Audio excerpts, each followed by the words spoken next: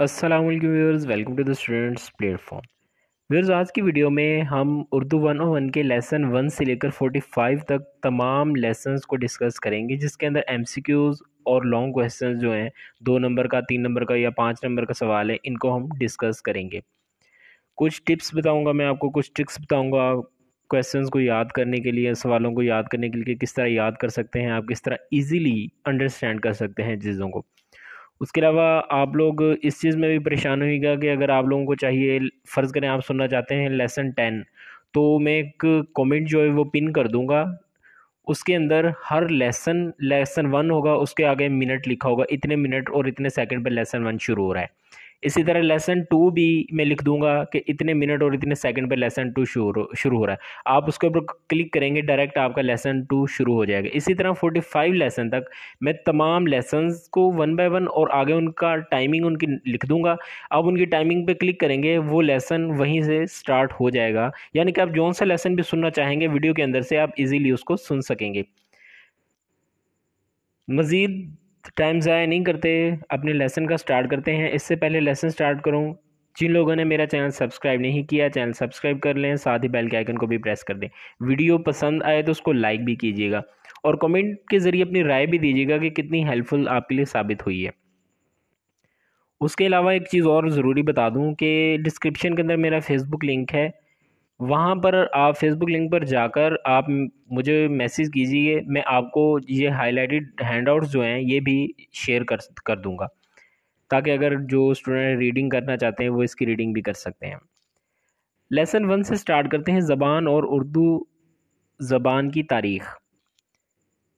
ज़बान बोलचाल के इस अंदाज़ को कहते हैं जिसके ज़रिए हम अपनी बात दूसरों तक पहुंचाते हैं। 5 कुव्वतें जो इंसान की, कुव्वत बासरा, ये एमसीक्यूज़ की वजह से याद रखिएगा। कुव्वत बासरा है देखने की कुव्वत, सामिया सुनने की कुव्वत, लामसा छूने की कुव्वत, शामा और सूंघने की कुव्वत और कुव्वत गोयाई यानी बोलने की कुव्वत। आगे देखते हैं, इसमें एमसीक्यूज़ के हवाले से ये चीज़ें ज़्यादा इंपॉर्टेंट है लेसन 1 के अंदर, कि फाख्ता अमन की अलामत है।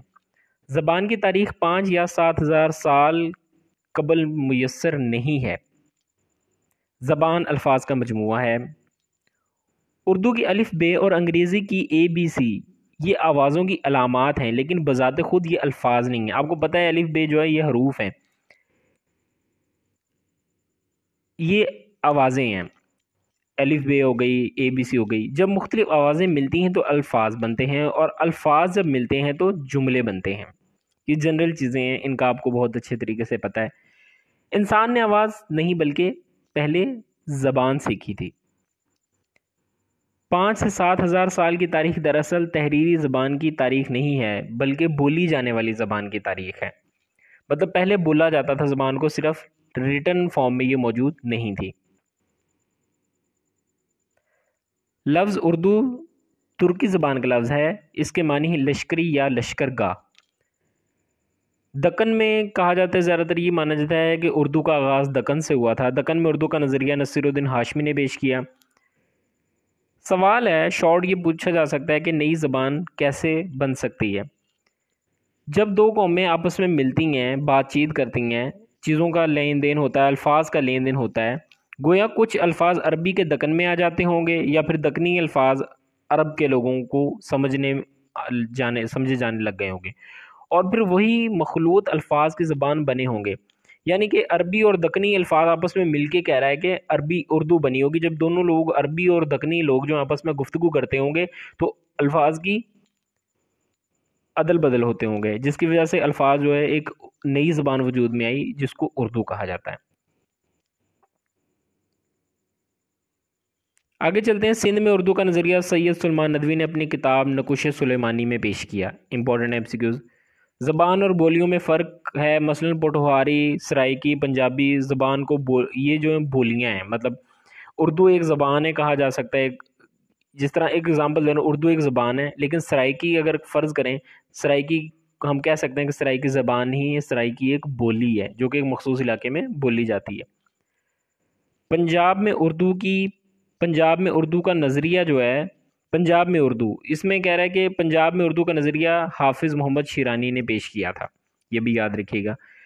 गज़नवी दौर में गजनवी दौर जो है 170 साल पर मुहित है। गजनवी दौर का दौरानिया कितना है? 170 साल। मोहम्मद बिन कासिम कह रहा है 712 में सिंध में आया। 1000 ईस्वी से महमूद गजनवी ने हिंदुस्तान पर हमले करने शुरू किए और 1026 ईस्वी तक मुसलसल हमले करता रहा। आगे चलते हैं। यहाँ पे कह रहा है कि उर्दू और पंजाबी जो एक दूसरे से काफ़ी मिलते जुलते हैं। जिस तरह मैं स्कूल जाता हूँ या मैं स्कूल जाना वहाँ, ये दोनों जो हैं इनके अंदर फेल फाइल और मफूल जो है तरतीब एक ही है फ़िक्रे की। आगे कह रहा है कि ज़बान इलाके से नहीं बल्कि ज़बान से वजूद में आती है। ज़बान ज़बान से वजूद में आती है, ये याद रखिएगा। संस्कृत की बात करें कि संस्कृत वो ज़बान है जो आला तबके के हिंदू बोलते थे, और वो पाली ज़बान है। पाली ज़बान वो है जो हिंदुओं के अशराफिया ज़बान थी। संस्कृत आला तबके के हिंदू बोलते थे और पाली अशराफिया की ज़बान थी। ठीक है। मसूद हसन खान के नज़रिए की बात की गई है कि उन्होंने कहा था उर्दू पंजाब से है।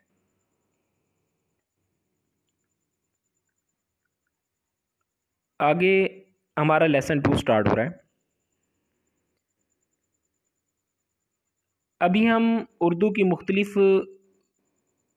चीज़ें बयान करेंगे, मुख्तलिफ सिन्फ बयान करेंगे उर्दू की। पहली जो सिन्फ है वो है मसनवी। मसनवी हाईलाइट किया हुआ है मैंने। मसनवी कह रहा है कि अरबी ज़बान का लफ्ज़ है जो कि सना या मसना से निकला है, जिसके मानी है दो किया गया, दो या दो किया गया। ऐसी नज़म को मसनवी कहा जाता है जिसमें हर शेर के मानी दो मिसरे होते हैं। दो मिसरे जो होते हैं, सॉरी, ऐसी नज़म जिसमें हर शेर के दो मिसरे हम काफ़िया हों, लेकिन हर शेर के बाद काफ़िया बदलता जाए। मसलन कह रहा है कि जिस मोहल्ले में था हमारा घर, वही रहता था वहाँ, वहीं रहता था एक सौदागर। घर और सौदागर ये दोनों एक जैसे हैं, ये हम काफ़ी अल्फाज हैं। मसनवी का आगाज़ कह रहे हैं दक्कन से हुआ। फ़खरुद्दीन निज़ामी नामी शायर मसनवी कदीम राव पदम राव लिखी। इन्होंने फ़खरुद्दीन निज़ामी ने लिखी मसनवी लिखी थी कदीम राव पदम राव। ये मसनवी उर्दू के कदीम तरीन मसनवी है। इसे उर्दू अदब की पहली किताब होने का एजाज़ भी हासिल है। उर्दू की कदीम तरीन किताब मसनवी कदम राव पदम राव को तस्वुर किया जाता है। यहाँ पे ऊपर मैंने जब कहा था कि काफ़िया हर शेर जो हम काफ़िया होगा मसनवी के अंदर, लेकिन एक शेर दूसरे शेर के अंदर काफ़िया बदलता जाएगा। अगर आखिर में घर और सौदागर है, ये हम काफ़ी अल्फाज हैं। अगले शेर के अंदर दौलत और इज़्ज़त है, ये दोनों हम काफ़ी अल्फाज हैं। क्योंकि हर शेर में काफ़िया बदलता रहता है, इसलिए शायर को नया काफ़िया तलाश करने में ज़्यादा मुश्किल नहीं होती। यही वजह है कि बहुत से शायरों ने इस पर काम किया। मसनवी में हर किस्म के मौज़ूआत पाए जाते हैं। हुस्न हो गया, इश्क हो गया, फ़लसफ़ा, महफ़िल, इखलाक वगैरह।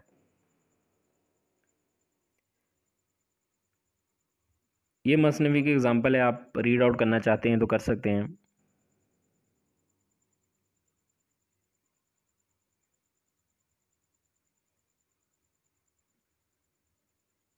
आगे बात करें कसीदा की।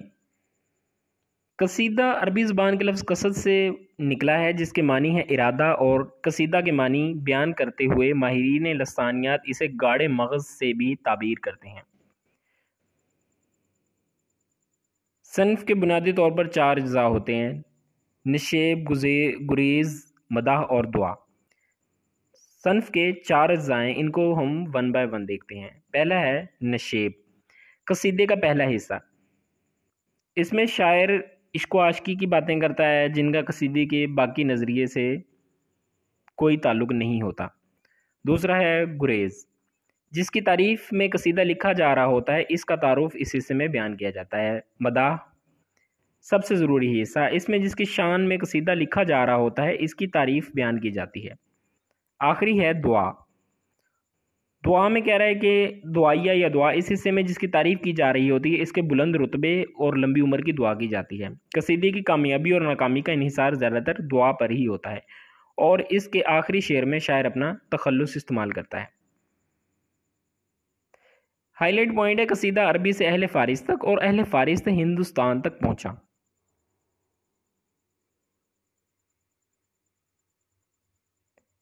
मिर्सिया, लफ्ज़ मिर्सिया अरबी ज़बान के लफ्ज़ रस्सी से निकला है, रस्सा से निकला है, जिसके मानी है मैयत पर बयान करना, गिरिया जारी करना। इस हिस्से में कह रहा है कि ऐसी नज़म जिसमें किसी के मरने या शहादत का जिक्र हो, मसाइब अलामत का जिक्र किया जाए, मतलब मुश्किलात का जिक्र किया जाए। शोहदाए करबला की याद में जो मिर्सिये लिखे गए इन्हें करबलाई मिर्सिये, और जो किसी शख्स की याद में मिर्सिये लिखे जाते हैं उनको शख्सी मिर्सिये कहते हैं। अल्लामा इकबाल ने अपनी वालदा मरहुमा की याद में मिर्सिया लिखा था। जैसे एक शेर इसका है कि किसी को होगा वतन में आह मेरा इंतज़ार, कौन मेरे ख़त ना आने से रहेगा बेकरार। ये मिर्सिया की एग्ज़ाम्पल आप रीड आउट कर सकते हैं।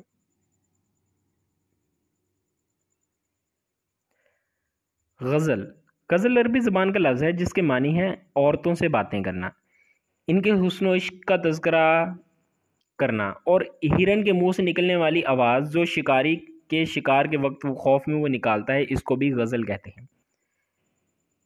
गज़ल भी दीगर असनाफ की तरह दक्कन से ही शुरू हुई। गज़ल को दक्कन के एक शायर वली दक्कनी की वजह से शोहरत मिलना शुरू हुई।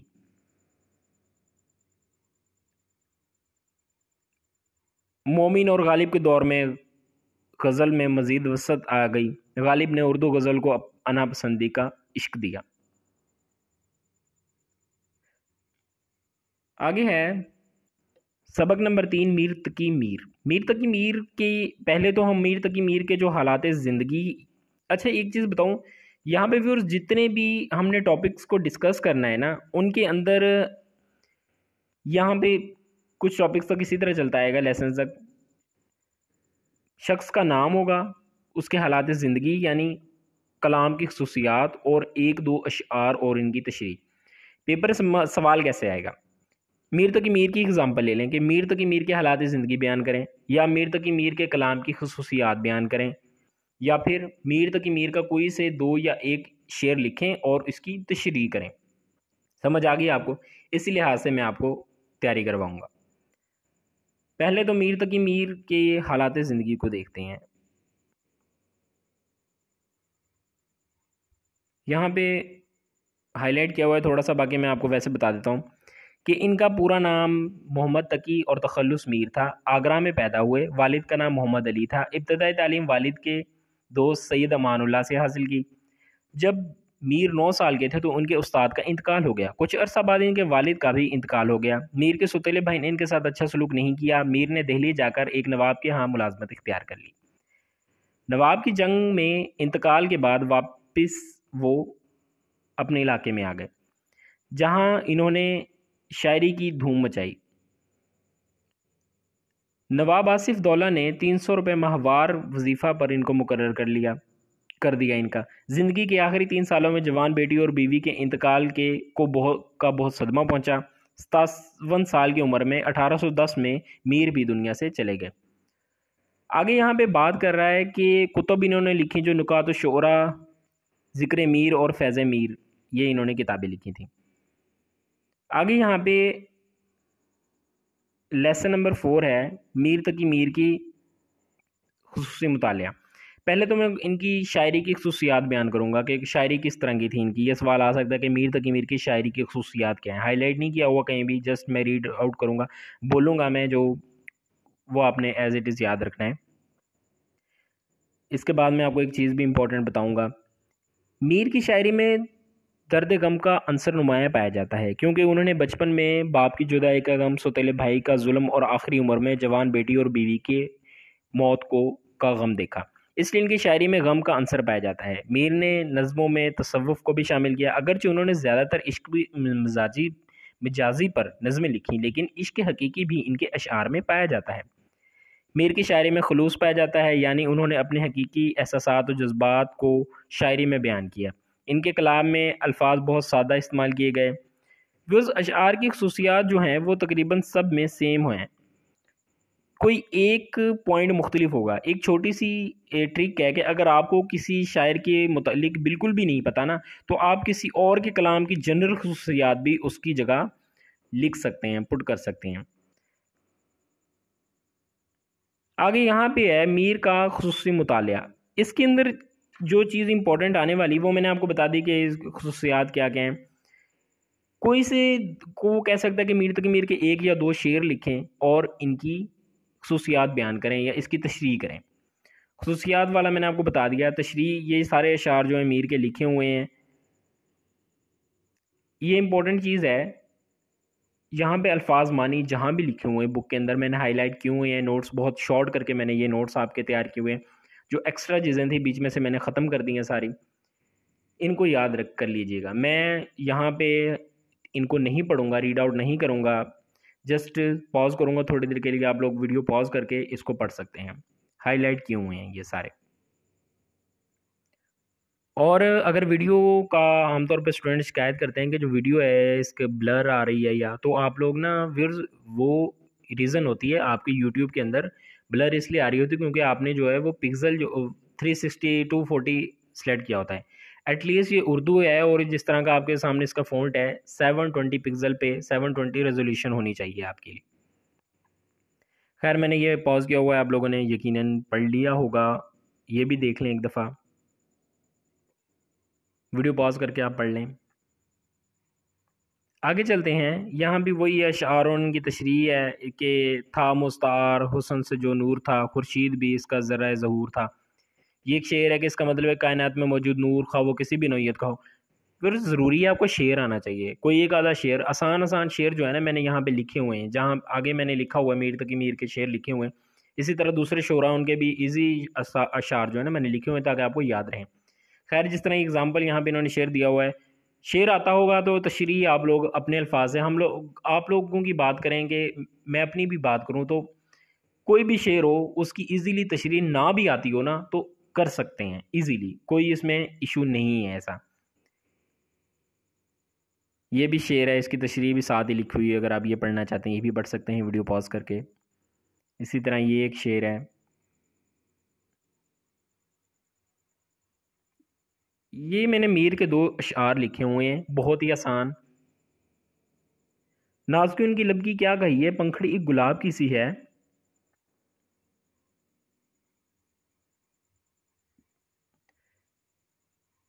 दूसरा है राह दौरे इश्क में रोता है क्या, आगे आगे देख होता है क्या। ये दो शेर मेरे ख्याल से आप लोगों को याद रह जाएंगे।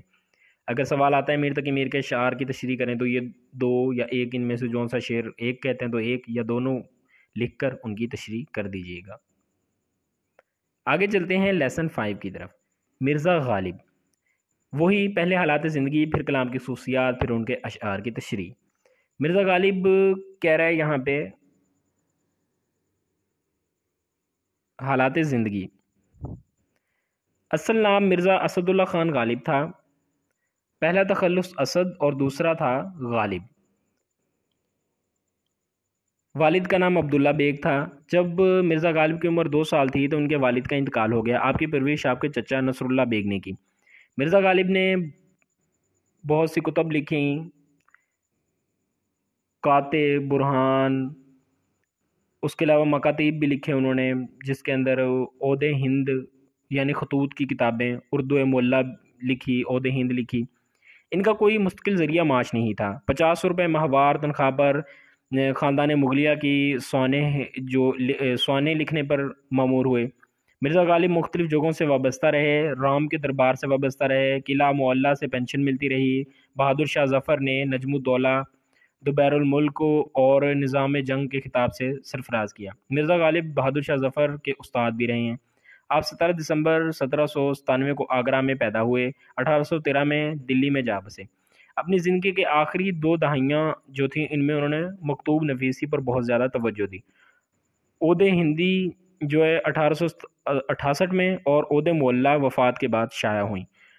1869 में इंतकाल हुआ। बस्ती निज़ामुद्दीन दिल्ली में मदफून है।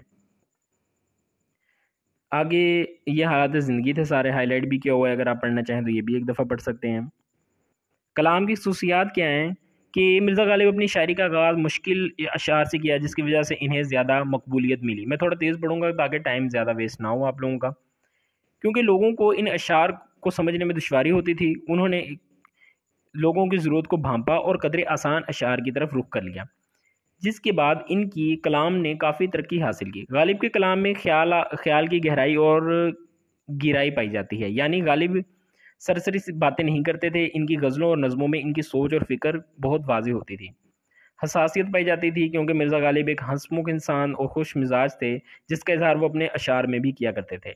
वो अपने गमों का इजहार भी हल्के फुल्के अंदाज में करते थे। गालिब के कलाम में तंज़ो मज़ाह का जज़्ब भी शामिल था। गालिब के एक शेर की मुख्तलिफ अंदाज में तशरीह की जा सकती है, मतलब उन्होंने इस तरह के शेर लिखे कि एक शेर को मुख्तलिफ अंदाज में हम बयान कर सकते हैं। ये यहाँ पे हाईलाइट किया हुआ है, एमसीक्यूज़ के हवाले से इंपॉर्टेंट है, अल्फाज के मीनिंग है, याद कर लीजिए। इसको भी वीडियो पॉज करके याद कर लें। अशार और इनकी तशरीह है कि ये एक शेर है गालिब का कि हर एक बात पे कहते हो तुम कि क्या तो क्या है, तुम ही कहो कि अंदाज़े गुफ्तगू क्या है। तशरीह भी इसके साथ ही लिखी हुई है कि गोया हर बात पे कहते हो कि मेरी हकीकत क्या है, तुम कौन तो कौन है, तू कौन है, तुम खुद बताओ कि ये बात करने का कौन सा अंदाज़ है। ये सारा आप पढ़ सकते हैं खुद से। आखिर में मैंने शेर लिखा हुआ है इनका आसान, ये अल्फाज मानी, ये भी अल्फाज मानी बहुत इंपॉर्टेंट है, एमसीक्यूज़ के अंदर मैक्सिमम यही आते हैं।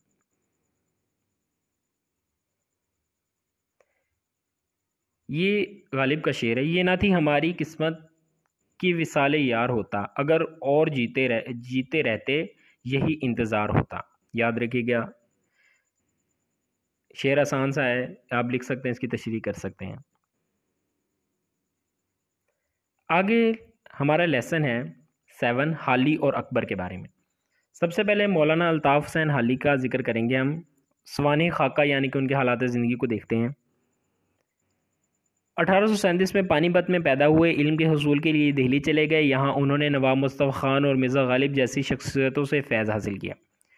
1872 में लाहौर चले गए। आपकी कुतुब हयात सादी, यादगार गालिब, हयात जावेद, गज़ल में भी इन्होंने बहुत काम किया। जब वो 9 साल के थे, इनके वालिद का इंतकाल हो गया। बहुत कम उम्र में इनकी शादी हो गई और आपका इंतकाल 1914 में हुआ। आगे कलाम की खसूसियात पढ़ना चाहें तो आप पढ़ सकते हैं। हुकूमत हिंद ने 1904 में आपको शमसुल उलमा का खिताब दिया। कलाम की खसूसियात में कह रहा है कि सादगी थी और सलासत, ऐसे अल्फाज का इस्तेमाल किया जो बहुत सबको आसानी से समझ आने वाले थे। अपने जज्बात को फितरी अंदाज में बयान किया। आपकी शायरी सदाकत पर मबनी थी, किस्सों और कहानियों से हटकर हकीकत को शायरी में बयान किया। इनकी शायरी में सोज़ो गुजार है, यानी दर्दो गम है। उन्होंने धीमा लहजा इस्तेमाल किया, अपनी बात का इजहार बिल्कुल हल्के से अंदाज में कर देते थे। जब हाली ने सर सैयद की तहरीक को ज्वाइन किया था, तो उन्होंने अपनी शायरी में इस्तिलाही रंग का इस्तेमाल किया, लोगों को बेदार करने की कोशिश की।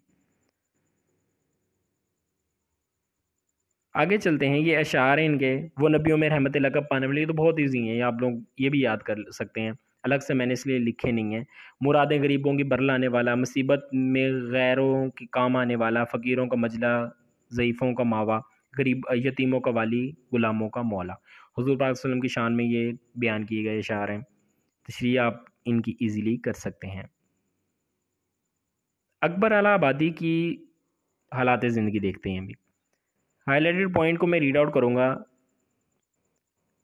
अकबर अलाहाबादी जो हैं 1846 में 12 ज़िला बाद सैयद तफद्दुल हुसैन रिजवी के घर पैदा हुए। अकबर के वालिद एक दीनदार आलिम थे, वालदा भी नेक पारसा खातून थी। तालीम अभी मुकम्मल ना हो पाई थी कि 1887 के हंगामे में घरेलू हालात ने ऐसी सूरत हाल इख्तियार की कि स्कूल छोड़ना पड़ा। 1837 में हाई कोर्ट के वकालत का इम्तहान दिया, कामयाबी हासिल की। इनकी जुडिशल सर्विसेज का इख्तिताम 1905 में सेशन जज के ओहदे से हुआ। सेशन जज के ओहदे से इस्तीफ़ा दिया उन्होंने 1905 में। सरकारी उलमा खिदमात का एतराफ़ में इनको हुकूमत की हिंद की तरफ से खान बहादुर का खिताब मिला। सितंबर 1921 में ये 72 बरस की उम्र में इंतकाल हो गए और इलाहाबाद में दफन हुए।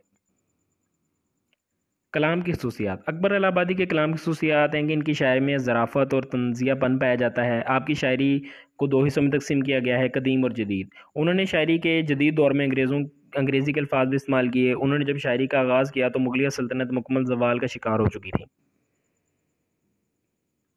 वक्त की नज़ाकत को मद्देनज़र रखते हुए मगरिब व मशरिक़ में फ़र्क को बयान किया। उन्होंने अपने अशार में मगरिब पर तनकीद की, कौमी व मिली मोहब्बत का इजहार किया। मगरिब पसंदों पर तंज़ का इजहार भी अपनी शायरी में किया। आगे ये लेसन 8 यहाँ पे देखें। पहले इंग्लिश में उन्होंने किया कि बट इफ़ ना कीजिए वरना बट इफ़ कीजिए अब इफ़ कीजिए और ना बट कीजिए। आगे यहाँ पे कह रहा है आप बीए पास हैं तो बंदा बीबी पास है। अच्छा व्यूअर्स, बता दूँ आपको इस टाइम 3:30 हो रहे हैं और वीडियो मैंने अभी जाके तैयारी कंप्लीट की थी, वीडियो प्रिपेयर की थी, तो मैंने कहा कि वीडियो बना दूँ क्योंकि आप लोगों के इम्तहान जो हैं ये उर्दू का जो है 2 दिन के बाद है, एक दिन छोड़ के अगले दिन है। तो मैंने कहा है कि अभी अपलोड कर दूँ ताकि आप लोग तैयारी कर सकें, जितनी जल्दी हो सके इसकी प्रिपरेशन स्टार्ट कर दें। तो यहाँ पे जो अगर मैं कोई लफ्ज़ गड़बड़ करता हूँ तो उसको इग्नोर कीजिएगा, क्योंकि वैसे ही मेरी बस हुई पड़ी है काफ़ी देर से। मैं तकरीबन 2 बजे से दोपहर 2 बजे से स्टार्ट किया है मैंने काम, और अभी 3:30 हो रहे हैं और कंटिन्यूली कर रहा हूँ।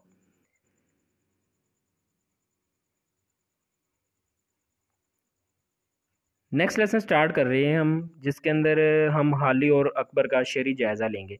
यानी कि इसके अंदर वही बात होगी कि सवाल आ सकता है कि कोई से 2 अशार लिखें अकबर के या हाली के और इनकी तशरीह करें। अकबर और हाली के जो अशार हैं ये हल लुगत है।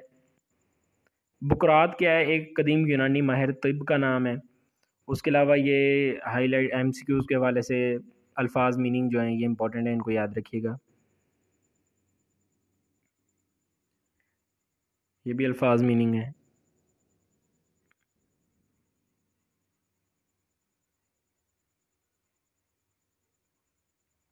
यहाँ पे कुछ नहीं है, ये भी अल्फाज के मानी है। हाँ, यहाँ पे मैंने दिए हुए हैं हाली के अशार और अकबर के अशार। हाली का एक शेर है कि समझे वही उसको जो दीवाना किसी का, अकबर ये गज़ल मेरी है अफसाना किसी का। याद कर सकते हैं आप, आसान शेर है। अकबर का शेर है कि इश्क नाजुक मिजाज है बेहद, अकल का बोझ उठा नहीं सकता। बहुत ही आसान है, लिखें आप, इसकी तशरीह करें। सबक नेक्स्ट है 9 अल्लामा मोहम्मद इकबाल। वही सेम पैटर्न हमारा। सबसे पहले हम हालात ज़िंदगी बयान करेंगे, स्वानी खाका भी कहते हैं इसको। डॉक्टर शेख मोहम्मद इकबाल 9 नवंबर 1877 को सियालकोट में पैदा हुए। आपके अब्बा व अजदाद ने कश्मीर से हिजरत करके सियालकोट में रहाइश इख्तियार की। वालिद का नाम शेख नूर मोहम्मद था। आपका ताल्लुक एक दीनदार घराने से था। इब्तदाई तालीम मकतब में हुई, बाद में स्कूल में सर सैयद मीर हसन से अरबी और फ़ारसी की तालीम हासिल की।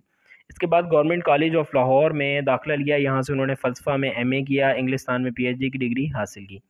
आप उर्दू और फ़ारसी के आला पाए के शायर थे। बांगीदरा, बाल जबरील, ज़रब कलीम, जावेद नामा अपनी शायरी में इनकी किताबें हैं। अपनी शायरी में इकबाल ने कश्मीर से मोहब्बत का जिक्र भी किया। आप बहुत बड़े आशिक रसूल भी थे और हज़रत मोहम्मद सल्लल्लाहु अलैहि वसल्लम की मोहब्बत का अंसर आपकी शायरी में पाया जाता है।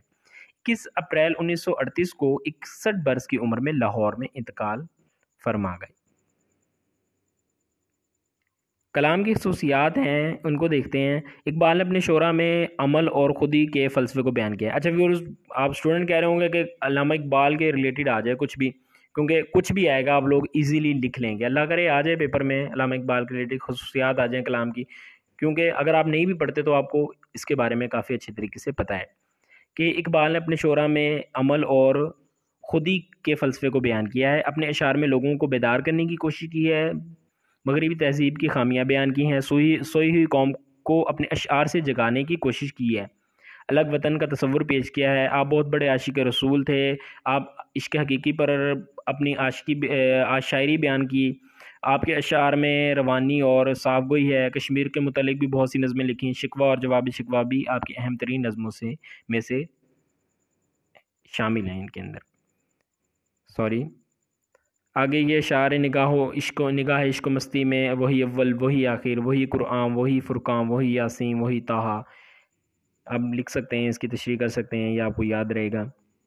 उसके अलावा अल्फाज मानी है, ये भी अल्फाज मानी है। पॉज करके आप पढ़ लें, ये भी पॉज करके पढ़ लें, ये भी।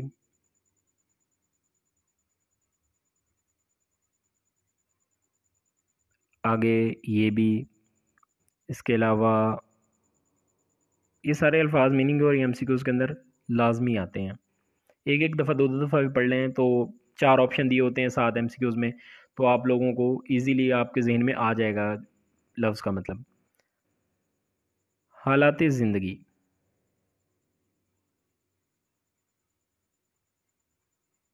ये हम बात करें हफीज़ जालंधरी। सबक नंबर 11 शुरू हो गया हफीज़ जालंधरी के बारे में।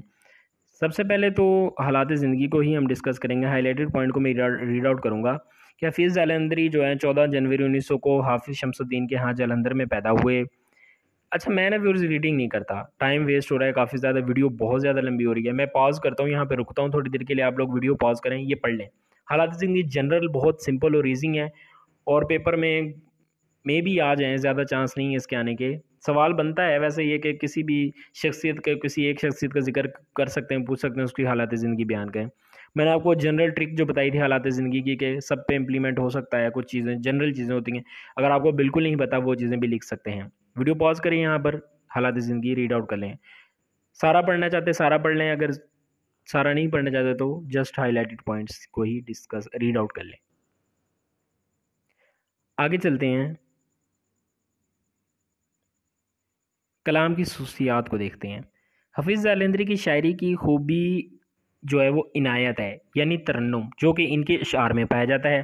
वो ख़ुद भी बहुत अच्छे अंदाज में अपनी नज़में पढ़ा करते थे, इसलिए इनके अशार में एक तरन्नुम सुर पाया जाता है।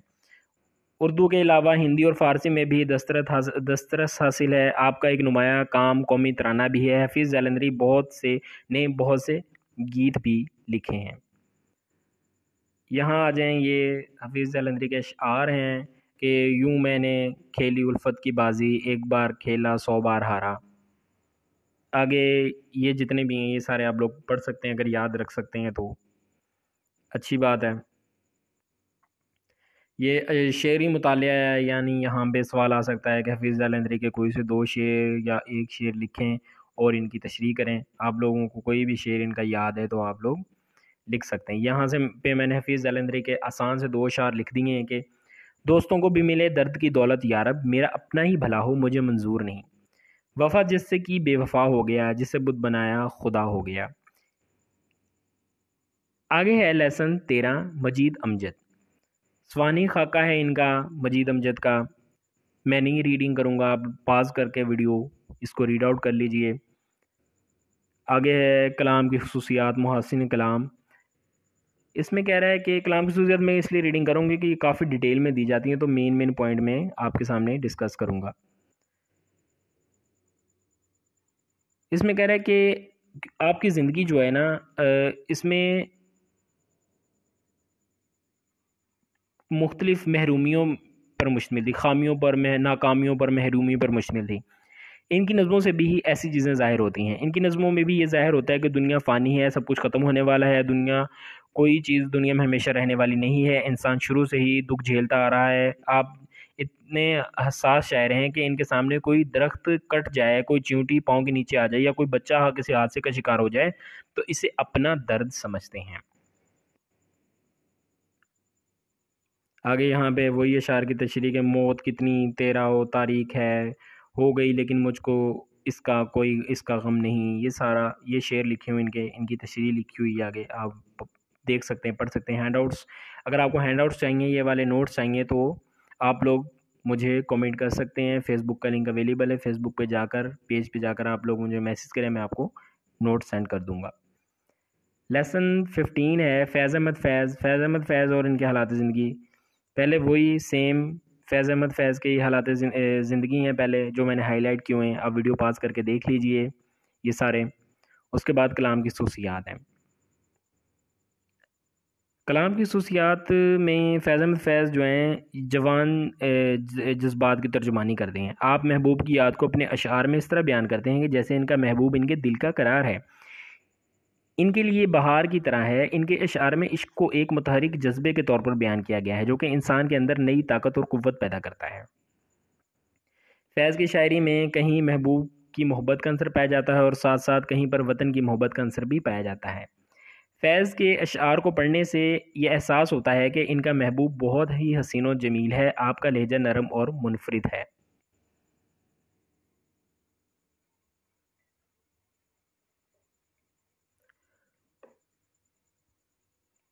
ये थी आपके कलाम की खसूसियात। अब ये शेर लिखे हुए हैं, ये भी आप पढ़ सकते हैं, अगर आप याद रख सकते हैं तो इजीली पेपर में अगर पूछा जा सकता है आपसे तो। शेरी मतन है वही यहाँ पे फैज़ अहमद फैज़ के अशआर लिखे हुए हैं ये सारे आपके सामने। आप कोई भी इनके अंदर से जो आपको ईजी लगता है वीडियो पॉज़ करके आप लोग पढ़ सकते हैं। ये हर लुगत में ऐसे हाईलाइट नहीं हुआ, अल्फाज मानी है ये लिखे हुए कुछ, इनको भी पढ़ लीजिए। नासिर काज़मी और इनके हालात ज़िंदगी, लेसन 17। नासिर काज़मी की खसूसियात, आपने गज़ल का आगाज़ खसूसियात से पहले हालात ज़िंदगी ये हाईलाइट किए हुए हैं, इनको आप लोग पढ़ लीजिए। मैं मुहासिन कलाम यानी यहाँ से इनकी खसूसियात बयान करूँगा। आपने गज़ल का आगाज़ इस वक्त किया जब शोरा का ध्यान गज़ल से हटकर नज़म की तरफ होने लगा था। किस दौर में उस दौर में आपने गज़ल को एक नई पहचान दी। आपकी गज़ल में सादगी का अंसर नुमाया है, रवानी और धीमा लहजा इस्तेमाल किया। आपकी शायरी में एहसास तन्हाई, माजी परस्ती, वाक़यात हिजरत के वाक़ के नो माजी परस्ती के वाक़यात, हिजरत के नोहे जैसे मौज़ूआत शामिल हैं। लोगों का इन्होंने किया था कि इस तरह इन्होंने बयान किया कि इन्होंने अपनी शायरी में जब होश संभाला था उस वक्त तकसीम हिंद का वाक़या हुआ जिसमें लोगों का कत्लेआम किया गया, बहुत से मुजालिम दिखाए गए। इसका नासिर काज़मी की ज़िंदगी पर बहुत गहरा असर हुआ और ये असर इनकी शायरी के अंदर नुमाया होता है, ज़ाहिर होता है।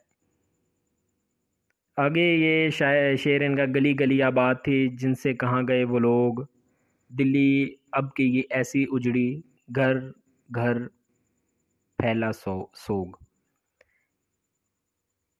इसके अलावा नासिर काज़मी के शेर जो हैं यहाँ पे मैंने मेंशन किया होगा।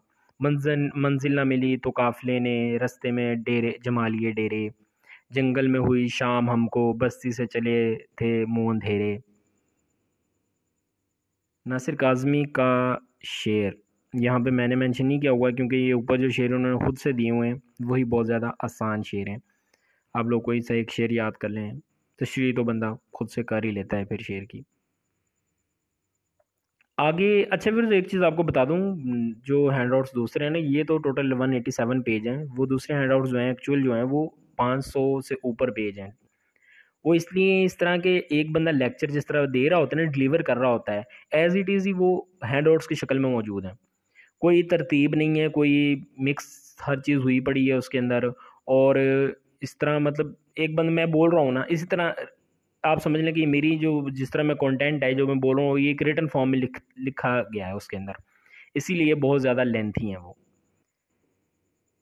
ये शॉर्ट मैंने किए हैं काफ़ी ज़्यादा, दोबारा बता रहा हूँ, आप लोग ले सकते हैं मेरे से, मुझे मैसेज करें फेसबुक पेज पे जाके, लिंक डिस्क्रिप्शन में सबसे ऊपर मौजूद है, आपके लिए काफ़ी ज़्यादा हेल्पफुल साबित होंगे। लेसन 18, नासिर काज़मी का शेरी मुतालिया।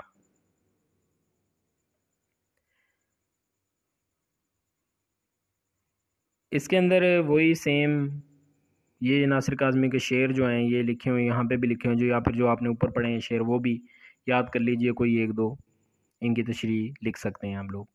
लेक्चर 19, लेक्चर 19 में कह रहा है कि हाईलाइटेड पॉइंट को ही मैं यहाँ पे डिस्कस करूँगा, इंपॉर्टेंट यही है। उर्दू में भी नसर का आगाज़ शायरी के बाद हुआ। उसके अलावा कह रहा है कि फ़ारसी और पंजाबी और अरबी इन तीनों ज़ुबानों ने उर्दू को बहुत मुतासिर किया। उर्दू बुनियादी तौर पर पंजाबी, हरियाणवी और दक्कनी ज़बान से मिलकर वजूद में आई।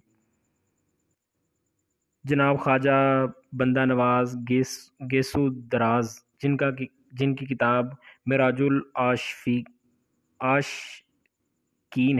आशिकीन को उर्दू ज़ुबान में लिखी जाने वाली पहली नसरी किताब का दर्जा हासिल है।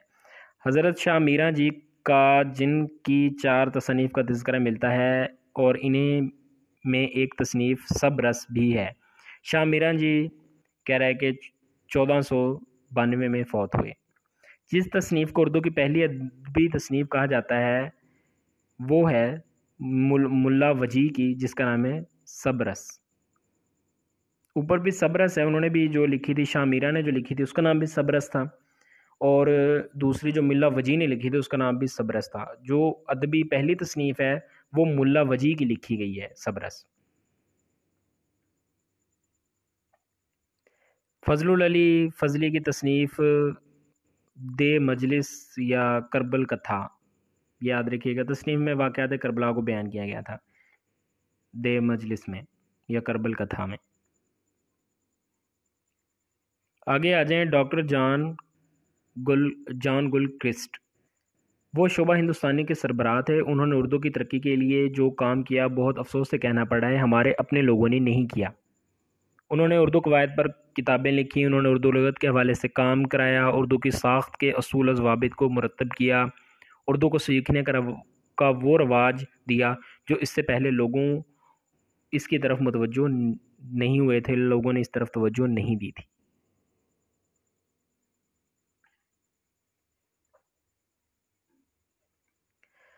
आगे चलते हैं। सबसे बड़ा नाम मीर अमन दहलवी है और इनकी किताब बाग़ बहार है। मीर अमन दहलवी की किताब का नाम बाग़ बहार है। MCQs के वाले से याद रखिएगा। इन्होंने कहा था कि आसान ज़बान इख्तियार की जाए ताकि अंग्रेज़ इसे सीख सकें। लेक्चर 20 है हमारा। लेक्चर 20 के अंदर भी MCQs के वाले से चीज़ें इंपॉर्टेंट हैं। उर्दू नसर की पहले मेयारी संग मील यानी फोर्ट विलियम का तज़किरा किया है। 1800 में मार्ज़ वजूद में आने वाले इस कॉलेज का बुनियादी मकसद अंग्रेज़ों को उर्दू ज़बान सिखाना था। आगे, खतूत निगारी या ख़त एक ज़ाती नोयत की तहरीर होता है। इसे लिखते वक्त हर शख्स ये नहीं सोचता कि वो किसी अदब पारे या फ़न पारे की तख्लीक कर रहा है। यही वजह है कि अमूमन मकतूब निगारी को या खतूत निगारी को अदबी सिन्फ बसा औकात नहीं समझा जाता। गालिब अपने दौर के मुताबिक 1850 से कबल फ़ारसी में ही खतूत लिखते थे। जदीद उर्दू नसर का नक्श अव्वल खतूत गालिब और नकाश अव्वल असदुल्ला गालिब हैं। खतूत बुनियादी तौर पर ज़ाती तहरीर है। हम जब ख़त लिखते हैं तो हम ये नहीं सोचते कि ये ख़त छपवाने जा रहे हैं, और वो लोग जो इस ख्याल से ख़त लिखते हैं, क्योंकि हमारे सामने बहुत से मजमूए खतूत आते हैं जो आज छप चुके हैं, लेकिन वो लोग इस ख्याल से खतूत लिखते हैं, इन्हें बादज़ां इन खतूत, मतलब हम आमतौर पर ख़त जो लिखते हैं यहाँ पे कहने की कोशिश करें कि हम इस नीयत से लिखते हैं कि छपवाए नहीं जाएंगे, लोग नहीं पढ़ेंगे दूसरे, लेकिन वो लोग जो खतूत लिखते थे, खतूत निगारी करते थे, वो इस नीयत से लिखते थे कि इनके खतूत जो हैं बाद में छपवाए भी जाएंगे और लोगों के सामने बुक्स की शक्ल में मौजूद होंगे। लेसन 21 ने गालिब के खतूत का मतनी मुतालिया। गालिब के खतूत की खसूसियात को हम यहाँ पे देखेंगे। पहला ख़त मिर्ज़ा गोहरपाल तफ्ता को लिखा गया था। मिर्ज़ा तफ्ता मिर्ज़ा गालिब के हमउम्र थे। गालिब 1797 में पैदा हुए थे। नवाब अलाउद्दीन ख़ानदान लोहारों से थे। ये MCQs के वाले से याद रखिएगा। अच्छा, मकतूब की खसूसियात क्या क्या हैं, ये शॉर्ट अल्फाज मानी है जो कि याद कर लीजिए। अच्छा, मिर्ज़ा गालिब के मकतूब की खसूसियात क्या थी? इन्होंने मरासले को मुकालमा बना दिया, यानी कि किसी को पैगाम पहुंचाने के लिए उन्होंने इसे मुकालमे में तब्दील कर दिया। सॉरी, आपको पता है कंटिन्यूअली इतनी देर से बोल रहा हूँ तो सारी बातें गला तो बैठना ही है। सादा और दिलकश उसलूब है। गालिब के खतूत में बनावट नहीं है, सादगी है। यही वजह है कि खतूत पढ़ने वाला शख्स पढ़ता ही चला जाता है। लंबे लंबे आदाब व वाक़यात का इस्तेमाल तर्क कर दिया। इस वक्त की रवायत थी कि ख़त लिखने के लिए लंबे लंबे अलकाबात का इस्तेमाल किया जाता था, लेकिन गालिब ने खतूत लिखने का सादा तरीका लंबे लंबे अलकाबात सादा तरीका इस्तेमाल किया। गालिब के खतूत तारीखी हकीकत रखते हैं। उन्होंने ऐसे खतूत में अपने खतूत में हालात हाजरा का जिक्र किया, दहली के हालात को बयान किया। गालिब के खतूत में शोखी और ज़राफ़त है, खुश मिजाजी और मजाक गालिब के मिजाज में मौजूद थी। इनकी कोशिश होती जो भी खतूत पढ़े वो ख़त पढ़े वो लुत्फ़अंदोज़ हो जाए। सीरियस बात को भी मजाक के अंदाज में, हल्के फुल्के अंदाज में बयान करते थे। उसके अलावा आगे ये हाईलाइटेड पॉइंट है, एमसीक्यूज़ के वाले से इंपॉर्टेंट है, पॉज करके आप वीडियो को ये इनको पढ़ सकते हैं। उसके अलावा आगे यहाँ पे कह रहा है कि गालिब बहादुर शाह ज़फ़र के कहने पर तारीख़ तैमूर लिखने पर मामूर हुए थे। आगे गालिब किले के मुलाजिम थे, ये भी एमसीक्यूज़ के हवाले से। ये अल्फाज मानी दोबारा से आ गए, इनको पॉज करके वीडियो आप लोग पढ़ लीजिए। आगे हम बात करते हैं, यहाँ पे कह रहा है कि पढ़ लीजिए, यहाँ पे सेम जस्ट एमसीक्यूज़ पर्पस से ही हाईलाइट किया हुआ है मैंने। ये भी अल्फाज मानी हैं, एमसीक्यूज़ पर्पस से इंपॉर्टेंट हैं, वीडियो पॉज करके आप लोग पढ़ सकते हैं। ये भी अल्फाज मानी हैं।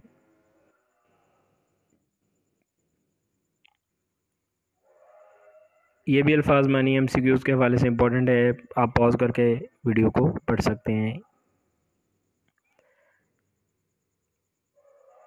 आगे देखें, यहाँ से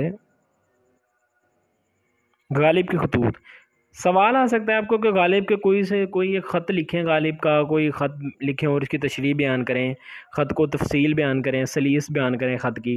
तो आपकी बुक के अंदर जितने भी खतूत लिखे हैं बहुत ही मुश्किल और लेंथी हैं। मैंने बहुत से सिंपल सा ख़त लिख कर यहाँ पे मेंशन किया हुआ है, बहुत ईजी ख़त बना मजरू है। तुम्हारे छोटे भाई को मैं जानता हूँ, वो यहाँ है और अच्छी तरह हैं, बड़े भाई का हाल क्यों ना लिखा, यकीन है कि वो और तुम यकजा हो, गो दिन को रबत मुझसे ज़्यादा नहीं। यहाँ पे कह रहा है कि लेकिन फ़र्जंद होने हुए मीर तुम और वो बराबर हो, यानी कि ख़त भेजने में तरद्दुद ना करो। इस तरह ये कोई समझ लें आप लोग, जो भी इसकी मतलब बनता है आप लोग। ये ख़त इजीली सिंपल सा शॉर्ट सा था, इसलिए मैंने लिख दिया, आप लोग याद रख सकते हैं। आगे सबक है 22, सर सैयद अहमद ख़ान के मज़ामीन। सैयद अहमद ख़ान की स्वानी खाका यानी हालात ज़िंदगी है, वीडियो पास करके आप लोग पढ़ लीजिए। मैं इनकी खसूसियात मज़ामीन खसूसियात को ही डिस्कस करूँगा। सर सैयद जदीद उर्दू नसर के बानी हैं। सर सैयद ने उर्दू नसर के सादा अंदाज़ को इल्मी दुनिया में मकबूलियत बख्शी और इसे ख़ास व आम में राइज किया। इनके मज़ामीन में इनका ख़्याल और शख्सियत एक दूसरे से जुड़े हुए मालूम होते हैं। इन्हें अपनी ज़बान में महारत हासिल थी। रोमानी नसर निगारों ने इनकी सादा तरीके की तहरीरों पर एतराज़ उठाया, लेकिन वो भी इनकी तहरीरों से मुतासिर हुए बगैर ना रह सके। सर सैयद ने उर्दू ज़ुबान को अपनी ज़िंदगी का ही नहीं बल्कि पूरे मुआशरे का तर्जुमान बनाया। उन्होंने एक ही वक्त में साइंस, मज़हब, तसव्वुफ़ और तारीख़ में काम किया। सर सैयद ने बड़ी मुश्किल इस्तिलाहात को सादा और आसान अल्फाज में बयान किया। आपने उर्दू नसर की खूबसूरती पर तवज्जो देने की बजाय मतलब नफीसी पर जोर दिया, मतलब कि अल्फाज के मतलब को उन्होंने वाज़े करने की कोशिश की। आगे यहाँ पे कह रहा है कि 1857 में जंग आज़ादी के बाद मुगलिया सल्तनत का टिमटिमाता चिराग हमेशा हमेशा के लिए गुल हो गया। सैयद अहमद ख़ान ना किसी बाकायदा अदबी घराने से ताल्लुक़ रखते थे, मतलब किसी अदबी घराने से ताल्लुक़ नहीं था आपका, फिर भी इन्होंने इतना इसमें काम किया। अलीगढ़ यूनिवर्सिटी, ये पढ़ लें एमसीक्यूज़, ये भी पढ़ लीजिए वीडियो पॉज करके। लूज़ पोइट्री की बात कर रहा है कि मुराद हल्की पुल की शायरी। मज़मून की इकसाम बयान की गई यहाँ पे। शख्सी मज़मून होता है, बयानिया मज़मून, किरदारी, तनकीदी मज़मून हो गया। यहाँ पे देखिए वन बाय वन देखते हैं। नंबर 1 से शख्सी मज़मून वो है जिसमें किसी शख्सियत पर रोशनी डाल सकते हैं, किसी शख्सियत का खाका पेश नहीं कर सकते हम, लेकिन उसके औसाफ पर बात कर सकते हैं। बयानिया मज़मून वो मज़मून जिसमें ख़ास मौजू पर हल्के फुल्के अंदाज में किसी बहस व तमहीज़ के बगैर अपने ख़यालात का इज़हार किया जाए। किरदारी खाका या किरदारी मज़मून उस मज़मून को कहते हैं जिसमें मज़मून नवीस किसी शख्सियत का सरापा पेश करता है, इसके किरदार की खसूसियात पर रोशनी डालता है। तनकीदी मज़मून उस मज़मून को कहते हैं जिसमें किसी बात का, किसी मौजू का तज्ज़िया किया जाए, इदारती मजमून टिपिकल सहाफ़ती चीज़ है जिसमें एक इदारिया लिखा जाता है। आप जानते हैं कि अखबारात के शुरू में ही इदारिया जो है दर्ज होता है। मुफ़क्किराना मजमून वो मज़ामीन जिसमें फ़लसफ़ा हयात की बात की जाती है। तमसीली किस्से ऐसे से मुराद ऐसा अंदाज़ है जिसमें नसर निगार खुसूसियात या सिफ़ात को किरदारों के तौर पर बयान करता है। सर सैयद का जो मजमून था वो 5 या 5.5 सफ़हात पर मुश्तमिल था। जावेद यहाँ पे कह रहा है कि जावेद सर सैयद अहमद ख़ान ही लिखी गई या अच्छा ये पढ़ लें, हाईलाइटेड पॉइंट है, हयात गालिब लिखी थी इन्होंने। मजमून है एक सर सैयद का तकमील, इसकी बात कर रहा है कि जो मजमून था तकमील, इसका हम खुलासा बयान करेंगे। इस यहाँ पे सारा मजमून मेंशन किया हुआ है इन्होंने, यह हाईलाइटेड पॉइंट एमसीक्यूज़ के वाले से वीडियो पॉज करके उसको भी देख लीजिए। ये मैं एक दफ़ा आपको गो थ्रू कर दें, ये भी पॉज करें और देखें, पढ़ें इसको। इसके बाद ये भी आगे चलते हैं हम, इस पर भी एक नज़र डाल लीजिए। अगर अरस्तू एक बहुत बड़ा आलिम, दाना, मुफक्किर, एक बहुत बड़ा फ़लसफ़ी तसव्वुर किया जाता है। ये हाईलाइटेड पॉइंट्स जितने भी, अफलातून ने अदब के हवाले से नज़रिया तकलीद का एक तसव्वुर दिया था, यानी इसने कहा था कि शायरी क्योंकि नकल की नकल है लिहाजा ये मस्बत फ़ेल नहीं है। अफलातून ने ये कहा था और अरस्तू ने कहा था कि शायरी एक मस्बत फ़ेल है, इसने इसके अपोजिट बात की थी। ये याद कर लीजिए पॉज करके। अल्फाज मानी है, ये भी अल्फाज मानी। सर सैयद अहमद ने जो मजमून लिखा था तकमील, इसके 5 5.5 सफ़हात थे। अच्छा, अभी तकमील का खुलासा देख लेते हैं। इसमें कह रहे हैं कि इंसान ख़ुद को कभी कामिल या मुकम्मल नहीं समझता, नहीं समझना चाहिए इंसान को। ये ज़रूर ये सिर्फ़ और सिर्फ अल्लाह ताला की सिफ़त है। इंसान तो ख़ता का पुतला है, वो गलतियाँ करता है, इसमें बहुत सी खामियाँ होती हैं, ये हमारी सिफ़त है। इंसान गलतियाँ करता है और इन्हें इन्हीं से सीखता है, इसलिए इसे चाहिए कि वो ख़ुद को कामिल ना समझे। इसमें यह भी कहा गया है कि हर कमाल को ज़वाल है, यानी कोई कितना ही ताकतवर शख्स क्यों ना हो, एक ना एक दिन ज़वाल ज़रूर आएगा। सही सीमित का मजमून दोबारा वही बात कर 5 या 5.5 अल्फाज पर सफ़हात पर मुश्तमिल है। आगे लेसन हमारा नेक्स्ट शुरू होता है सवाने उमरी और इसकी रवायत। लेसन है 24।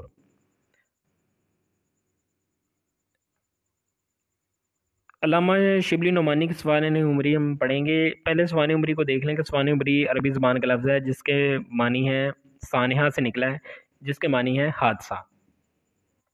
सवाने उमरी में सबसे ज़रूरी चीज़ है अदीबियत है, यानी जिसमें ज़ुबान, बयान, उसलूब और तरतीब शामिल होते हैं। यहाँ पे एक लफ्ज़ बोला जा रहा है तबाह हसास, आई थिंक यहाँ पे मेंशन होगा। तबाह हसास जब हम थक हार कर किसी अदब की तरफ रुजू करते हैं जिसकी वजह से हमें सुकून मिलता है, उसको हम तबाह हसास कहते हैं। उर्दू इंसाइक्लोपीडिया में सवाने उमरी की तारीफ़ जो लिखी गई है कि सवाने उमरी तारीख़ की वो शक्ल है जो इंसानी नस्लों और ग्रोहों से नहीं बल्कि अफराद से ताल्लुक़ रखती है। कदीम ज़माने में सवाने उमरी का असल मकसद किसी शख्स के हालात लिखकर इसके कारनामों या इसकी खूबियों को नुमायाँ करना है।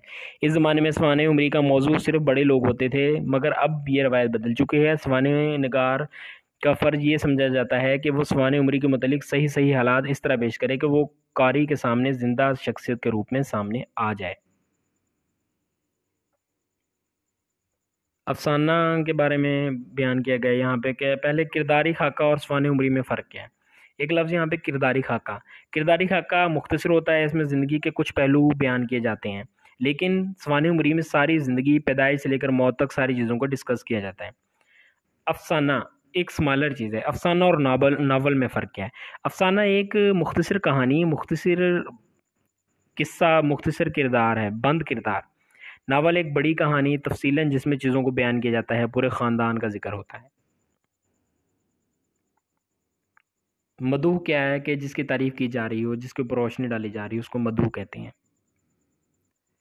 सवाने उमरी का मैंने आपको बता दिया था, सवाने उमरी के बारे में कि पैदाइश से लेकर मौत तक एक बंदे को बयान किया जाता है। तबाह सास का मैंने बता दिया कि जब हम थक हार कर अदब की तरफ रुजू करते हैं जिसकी वजह से हमें सुकून मिलता है, इसे तबाह सास कहते हैं। किरदारी खाका और सवाने उमरी में फ़र्क वही बात सेम कि किरदारी खाका मुख्तसर होता है, इसमें ज़िंदगी के कुछ पहलुओं पर बातचीत की जाती है, लेकिन सवाने उमरी में सारी ज़िंदगी पैदाइश से लेकर मौत तक सारी चीज़ों को डिस्कस किया जाता है। अफसाना और नावल में फ़र्क है। अफसाना एक मुख्तसर कहानी है, मुख्तसर बयान है, बंद किरदार होते हैं इसके अंदर, लिमिटेड किरदार होते हैं। नावल के अंदर बड़ी कहानी है तफसीलन, जिसमें चीज़ों को बयान किया जाता है, पूरे ख़ानदान का जिक्र होता है। सवाने निगारी के हिस्से जो हैं चार हैं। शख्सियत का तयन, किसके बारे में लिखनी, यानी मवाद इकट्ठा करना, मवाद की छांटी करना, तख्लीकी सलाहियतों का इस्तेमाल। उसके बाद सवाने निगारी के हिस्से हो गए तज़किरा नवीसी। अच्छा, सवाने निगारी तीन चीज़ों पर के बगैर नामुकम्मल है: तनकीद, तहकीक और तख्लीक। तज़किरा नवीसी क्या है? सवाने निगारी के आगाज़ जो है तज़किरा नवीसी से हुआ, यानी पहले तज़किरा नवीसी होता था, बाद में सवाने सवाने सवाने निगारी आया। तज़किरा नवीसी क्या है कि जब उर्दू अदब में सवाने निगारों का कंसेप्ट, निगारी का कंसेप्ट नहीं आया था, तो लोग किसी एक शख्स की किताब या राइटिंग को लेकर इसको बयान करते और इसके मुतालिक अपनी राय पेश करते। इसको तज़किरा नवीसी कहते थे। आगे हमारा लेसन जो स्टार्ट हो रहा है वो है लेसन 25, शिबली नुमानी का मतनी मुतालिया। यानी कि इसमें हम मौलाना इन्होंने मतन जो लिखा था, मतनी मुतालिया शिबली नुमानी ने सवाने मुरी लिखी थी, यानी कि एक शख्सियत को बयान किया था, वो था मौलाना रूम। मौलाना रूम का इक़्तबास इसका नाम था। इसको हम डिस्कस करेंगे। कह रहे कि मौलाना रूम एक सूफ़ी दरवेश शायर थे। मौलाना रूम जो हैं सैयद बुरहानुद्दीन के मुरीद थे। इल्म हासिल करने के लिए दिमश्क गए। मौलाना के बेटे का नाम सुल्तान बल था। सिराजुद्दीन मौलाना से मलाल रखते थे। वालिद का नाम शेख बहाउद्दीन था।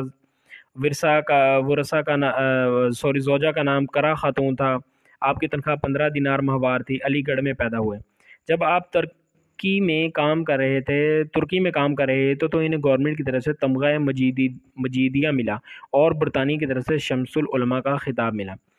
सीरत ये यहाँ पे सारा ये चीज़ें, ये हाईलाइटेड पॉइंट अल्फाज मानी है, याद कर लीजिए। ये भी इम्पोर्टेंट है, पॉज करके वीडियो आप लोग पढ़ सकते हैं इसको। अच्छा जी, आगे चलते हैं।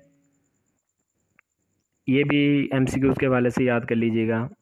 ये भी पॉज कर लें वीडियो और इसको देख लें, अल्फाज मानी हैं ये भी सारे। सीरत नबी के कह रहा है 5 हिस्से हैं बड़े। पहला है अरब काबा की तारीख़, नबूवत के फ़राइज़ व अहकाम, कुरान पाक, मोजज़ात और यूरोपियन तसानीफ़ पर तनकीद। शॉर्ट क्वेश्चन 2 नंबर का, 3 या 5 का भी ये दे सकते हैं आपको। आगे हमारा शुरू होता है लेसन 26, शिबली नुमानी के सवाने निगारी की खसूसियात। शिबली नुमानी की सवाने निगारी की खसूसियात क्या हैं कि शगुफ्ता साज थे, जज़ाइयत थी इनमें, यानी अल्फाज को सादा अल्फाज में बयान करते थे, अपनी बात को दलीलें देकर साबित करते थे, माखज़ की निशानदेही करते थे, यानी कि इस बात का फ़ैसला करना कि किसी के मुतलिक जो भी मवाद इकट्ठा किया वो किस हद तक ठीक है। आपने सवानी निगारी में भी शख्स के मुतल्लिक मालूमात इकट्ठी की, इसकी छोटी छोटी चीज़ें, पैदाइश की जगह, तारीख़ वगैरह का भी जिक्र किया। आपने किसी ख़ास मकसद को मद्देनज़र रखते हुए ख़ास शख्सियात के बारे में सवानी निगारी लिखी। आपको फ़ारसी और अरबी में दस्तरत हासिल थी। बहरहाल यहाँ लफ्ज़ है ज़िक्र किया गया है, इसका मतलब है इस्लाम ने हमें इल्म दिया है कि हम ये जान सकते हैं कि कौन सा रावी ज़्यादा मौसर है और कौन सा रावी कम मौसर है। जो रवायत करते हैं हदीसों अहादीस की, इस तरह उनको रावी कहते हैं। तो इस चीज़ को हम बहरहाल कहते हैं। आगे हम अपना नेक्स्ट लेसन स्टार्ट करेंगे। यहाँ पे सवाने खाका मौलाना शिबली नुमानी का जो मैंने आपको बताया था वो यहाँ पे उन्होंने सारा हाईलाइट किया हुआ है, आप ये भी पढ़ सकते हैं। 27 लेसन स्टार्ट हो गया।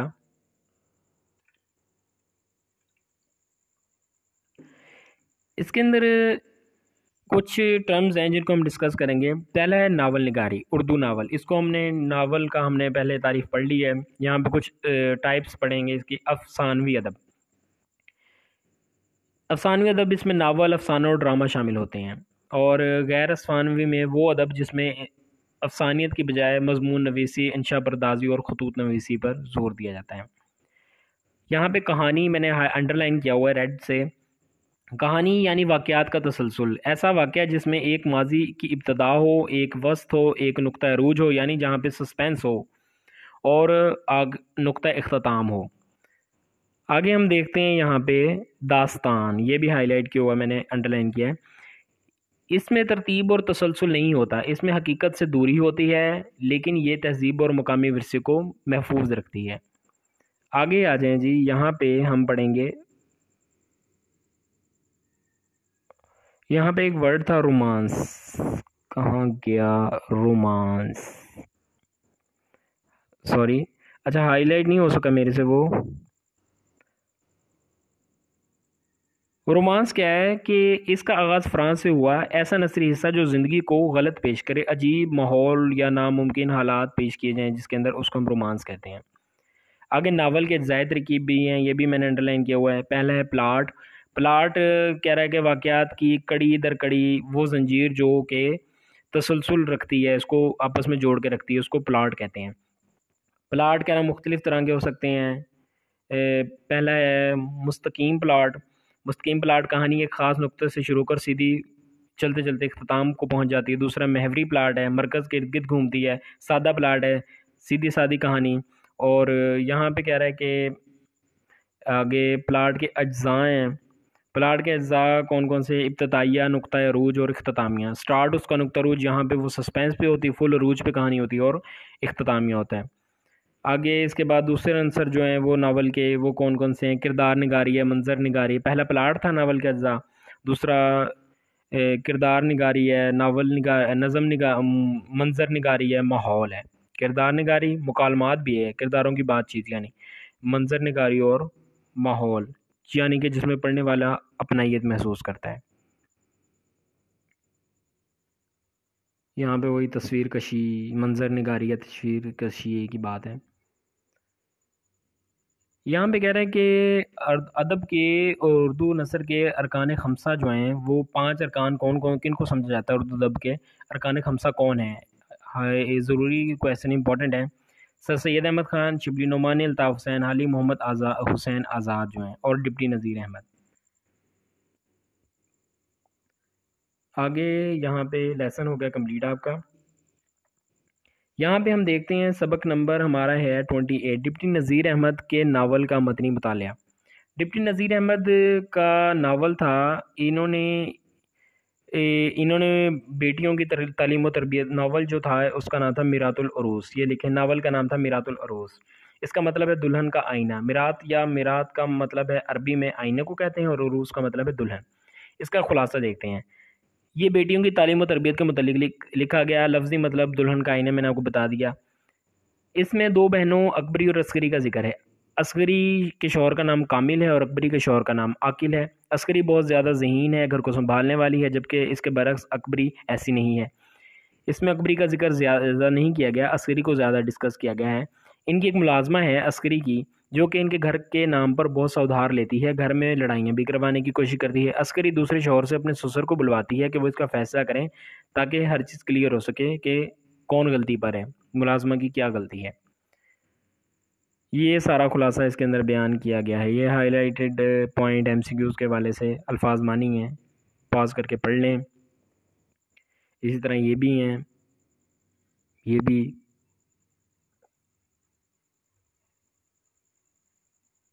इनको भी पॉज करके पढ़ लें।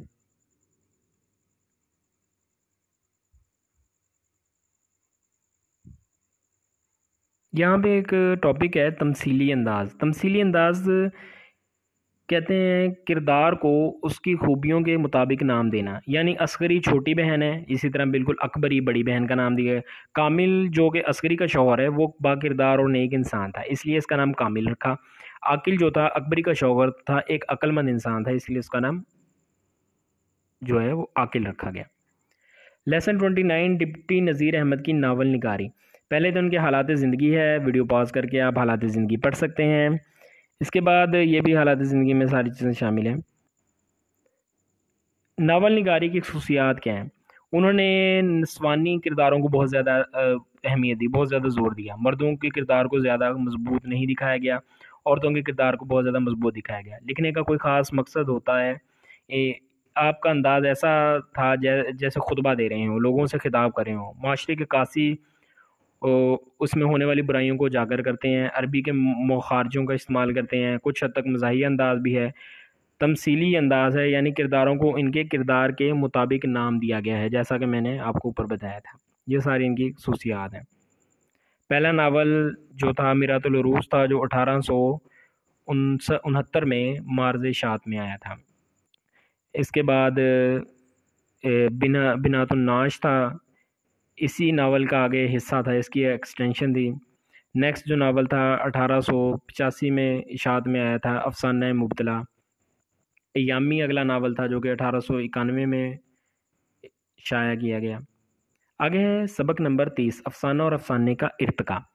अफसाना जो है कह रहा है कि ये अफसाने की ख़ास तारीफ़ नहीं है। रेड ग्रालिन ने कहा था कि जो 10 मिनट में मुकम्मल हो जाए अफसाना कहलाता है, क्योंकि इसकी जामिया तारीफ़ कहीं भी नहीं है। इसमें 2, 3 या 4 किरदार हो सकते हैं। अफसाना निगार सज्जाद हैदर यल्दरम है। पहले अफसाना निगार जो है सज्जाद हैदर यल्दरम, उन्होंने नशे की पहली तरंग जो पहला अफसाना लिखा था। वैसे याद रखने के लिए, जहन में रखने के लिए याद कर लीजिए कि कम्युनिस्ट का आगाज़ जो है वो मुंशी प्रेमचंद से हुआ था। उसके बाद यहाँ पे मुंशी प्रेमचंद का ज़िक्र है, वो उर्दू अफसाना महज 1 सदी पुराना है। आगे यहाँ पे हकीकत पसंदी बजाते खुद दास्तान ना और नावल को एक दूसरे से अलग करने पर बुनियाद की गई रखी गई। अच्छा, अफसाना और तमसील, यहाँ पे अफसाना और तमसील का जिक्र है। इससे पहले मुंशी प्रेमचंद के कुछ दौर हैं। पहला दौर जो है उनका 1909 से हुआ था, जिसमें इब्तदाई अफसाना अफसाना नवीसी थी।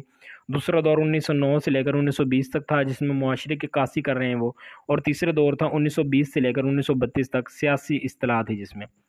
आगे तमसील और अफसाना क्या है। तमसील, अफसाने में हकीकी किरदारों को बयान किया जाता है और तमसील में ख्याली किरदारों को। अफसाने में हकीकी किरदार होते हैं और जो तमसील है वो ख्याली किरदार होते हैं। सबक नंबर 31 है प्रेमचंद का मतनी मुतालिया, यानी कि इसके अंदर प्रेमचंद का अफसाना जो यहाँ बयान करेंगे हज अकबर। इसको याद रखिएगा, यहाँ पे हाईलाइट नहीं किया होगा, मैं आपको वैसे बता दूँ। हज अकबर, प्रेमचंद ने अफसाना लिखा था हज अकबर। इसे 6 हिस्सों में तकसीम किया गया है। किरदार है मुंशी साबिर हुसैन, इनकी बेगम, बेटा नसीर और एक दाया। खुलासा है, उन्होंने अपने बच्चे की परवरिश के लिए एक दाया रखी हुई थी और बच्चा दाया से बहुत ज़्यादा अटैच था। बच्चे की माँ ने दाया से ख़ास बच्चे की माँ की दाया से ख़ास नहीं बनती थी, इसलिए वो बगैर किसी वजह के दाया को घर से निकाल देती है। बच्चा दाया को बहुत याद करता है, वो बहुत बीमार हो जाता है। आखिर में जब दाया हज पर जा रही होती है तो उसे पता चलता है कि बच्चा बहुत बीमार है, इसलिए वो अपना हज छोड़कर बच्चे को मिलने आ जाती हैं। ये सारी कहानी इसमें है। ये MCQs अल्फाज मानी हैं, इनको पढ़ लीजिएगा ये भी। अच्छा जी, आगे देखते हैं। वीडियो बहुत ज़्यादा लेंथी हो गई व्यूअर्स, जल्दी जल्दी इसको क्लोज़ करने की कोशिश करते हैं, कवर करने की कोशिश करते हैं। ये भी पढ़ लीजिएगा, हाईलाइटेड पॉइंट है, MCQs के हवाले से इंपॉर्टेंट है। पॉज करके वीडियो पढ़ सकते हैं इसको भी। आगे ये भी है, ये भी है, ये भी।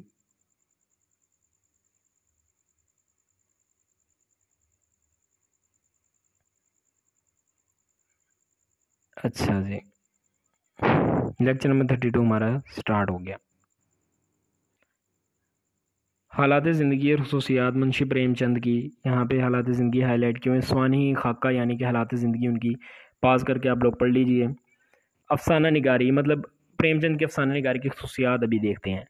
मशहूर अफसाने में पहले कह रहा है कि मंदिर है, सौतेली माँ है, भाड़े के टट्टू, जेल है और इसके अलावा कफस है, बड़े भाई, कातिल। ये अफसाने हैं इनके सारे। बहुत सादा ज़बान का इस्तेमाल किया, कहानी को मुख्तलिफ पार्ट में तकसीम करके लिखते थे। किरदारों की बहुत जिस तरह के ऊपर ये जिन्होंने अफसाना लिखा था हज अकबर, इसके 6 पार्ट थे, हमने पढ़ा।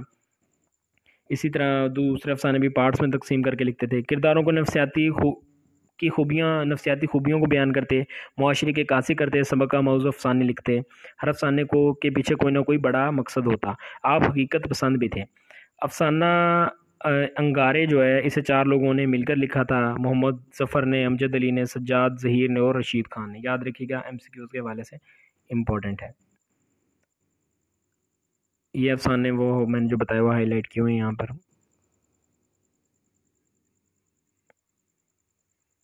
देख लें, रूस का ये इनकलाब हुआ था इस दौर में 1917 में। लेक्चर 33 है, ड्रामे के बारे में हम देखते हैं। ड्रामे के मुख्तलिफ नाम है, यहाँ पे कह रहा है कि 5 नाम है। रहस्य है, नाटक है, जलसा है, नाटिया और खेल।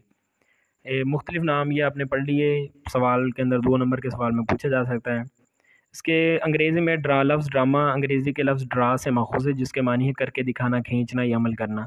करके दिखाना, अमल करना, खींचना। अफलातून ने अपनी किताब रिपब्लिक या जमहूरिया लिखी थी, ये अफलातून की किताब थी। अरस्तू ने का नाम जो किताब लिखी थी उसका नाम बोतीकिया था। ड्रामे के अंदर कह रहा है कि आम फहम इसमें कुछ सुनाया नहीं जाता बल्कि करके दिखाया जाता है और आम फहम ज़बान का इस्तेमाल किया जाता है। रुस्तम ने अपनी किताब बुतीकिया में 6 अनासिर की निशानदेही की थी कि ड्रामे के जो अनासिर होते हैं कहानी, किरदार, अल्फाज, ख्याल, आराइश और मौसीकी। प्लाट, मुकालमा, आगाज़, इंतहा, अंजाम, ये चीज़ें अनासिर भी ड्रामे के अंदर होने ज़रूरी हैं। आगे हमारा लेक्चर शुरू हो जाता है। कुछ इंपॉर्टेंट चीज़ें कि ड्रामे का आगाज़ यूनान से हुआ था। कदीम ड्रामा कालिदास का है। स्कंतला ड्रामे का नाम है। उर्दू का शेक्सपियर जो है आगा हशर काश्मीरी को कहते हैं। सैयद इम्तियाज़ अली ताज ने अनारकली ड्रामा लिखा था। सैयद इम्तियाज़ अली ताज के नए साल के तोहफे का मदनी मुतालिया, मतलब उन्होंने ड्रामा लिखा था नए साल का तोहफ़ा या क्रिसमस का तोहफ़ा। इसमें किरदार एक डेला थी बीवी, जेम्स मियाँ था, मैकी जो थी डेला की हमसाई थी। ये वैसे समझने की ज़रूरत नहीं है, एमसीक्यू को याद रखिएगा कि मैकी के बाल 1 पाउंड में सेल हुए, डेला के बाल 1.5 पाउंड में सेल हुए और डेला के पास 3 शिलिंग और 9 पिन्स मौजूद थे। 3 शिलिंग और 9 पिन्स मौजूद थे डेला के पास। ये वही किरदार लिखे हुए हैं यहाँ पे, मैगी है, डेला है और जेम्स है। ये एमसीक्यूज़ के वाले से अल्फाज मानी है। उसके अलावा लेक्चर 25 स्टार्ट हो गया हमारा, सॉरी 35। लेक्चर 35 के अंदर ताज के ड्रामों की खसूसियात बयान की गई हैं। यानी यहाँ पे देखें, सबसे पहले तो कहा गया है कि यकबाली ड्रामे हाईलाइट किया हुआ है मैंने, और दूसरा है यकबाबी ड्रामा वन एक्ट, यानी ऐसे ड्रामे जो एक फैमिली और एक ही जगह पर हों, मुनफरिद वक्त में मुख्तसर वक्त में ख़त्म हो जाते हों और ज़िंदगी के एक पहलू को बयान किया जाता हो। सेब वाली ड्रामा जिसमें 3 से लेकर 12 तक अबवाब होते हैं, इनमें अफशां और शाहीन शामिल हैं सेब वाली ड्रामों के अंदर, तो इसकी मिसालें हैं। आगे हमारा यही था, इसके अंदर और कुछ इंपॉर्टेंट नहीं था। लेसन नेक्स्ट 36 है, इसके अंदर 2 डेफिनेशन है इंपॉर्टेंट याद करने वाली बस, और कुछ भी नहीं है। एक सफ़रनामा और रोज़नामचा। सफ़रनामा एक सयाह जब किसी दूसरे मुकाम पर पहुंचता है तो इसे इख्तलाफ माहौल के बायस दिलचस्पी होती है और वो इसे दूसरों के लिए की दिलचस्पी के लिए कलमबंद करता है। सफ़रनामा क्या है कि एक सयाह जब किसी दूसरे मुकाम पर पहुंचता है तो इसे इख्तलाफ माहौल के बायस दिलचस्पी होती है, उसे अच्छा लगता है कि माहौल तब्दील होता है, सफ़र के अंदर हालात बयान करता है वो सारे, वो चाहता है कि लोग भी इससे दिलचस्पी इख्तियार लें, लोग भी लुत्फ़अंदोज़ हों, इसलिए वो इसको लिखता है, कलमबंद करता है लोगों के लिए। रोज़नामचे का काम, रोज़नामचा रोज़मर्रा के काम काज, तजुर्बात को बयान करना, दिली कैफियत का इजहार करना और यादगार के तौर पर कलमबंद करना रोज़नामचा कहलाता है। आगे हमारा लेसन 37 है, शफ़ीकुर रहमान के सफ़रनामे। उन्होंने सफ़रनामा जो है लिखा था, दजला लिखा था, जिसके आगे 4 हिस्से थे, नील, धुंध यानी ख्याली सफ़र, डेन्यूब जर्मनी का दरिया और दजला इराक़ का दरिया। यहाँ पे हाईलाइट किया होगा मैंने, ये एमसीक्यूज़ के वाले से अल्फाज में नहीं है, इसको याद रखिएगा। हाँ, ये शफ़ीकुर रहमान के सफ़रनामे थे, दजला था, इसके 4 हिस्से थे, नील, धुंध, डेन्यूब और दजला, ये दरियाओं के नाम हैं।